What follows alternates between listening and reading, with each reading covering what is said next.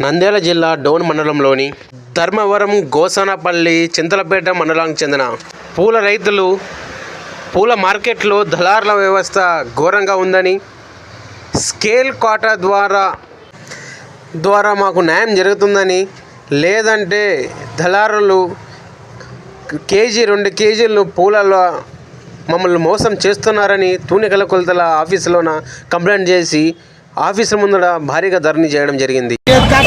Computer Kata కావాలా, రైతులకు బాగా న్యాయం జరగాలంటే మాకి బాగుంటుంది. ఎప్పుడుంటో మోసం జరుగుతుంది. మాకి చేతి కాట వద్దు, కంప్యూటర్ కాటనే కావాలా. పూల మార్కెట్లోనో డోన్ పూల మార్కెట్లోనా మాకు అదైతే బాగుంటుంది. చేతి కాట 2 కేజీకి 2 కేజీలు పోతున్నాయి. అలా గోసానపల్లి, నా పేరు దివాకరు.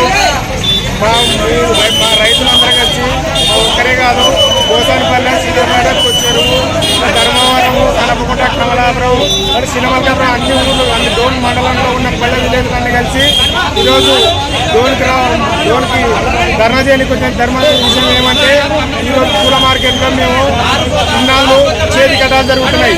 చేతి కథల వల్ల కేజీకి 2 కేజీలు ముక్కెళ్ళిపోతున్నాయి. ముక్కెళ్ళిపోవడం వల్ల రైతుకి గంపకు వచ్చేసి దగ్గర 30 కేజీలు 10 టన్నులు వస్తాయి. 20 కేజీలు చల్ల అవుతుంది. 10 కేజీలు లాస్ వస్తున్నారు రైతు. దీనివల్ల రైతు చాలా నష్టపోతున్నారు. దీన్ని దయచేసి మీడియా మిత్రులందరికీ తెలియజేయడం అనగా తీసుకెళ్ళి న్యాయం జరిగేలా చూడమని కోరుతున్నాం.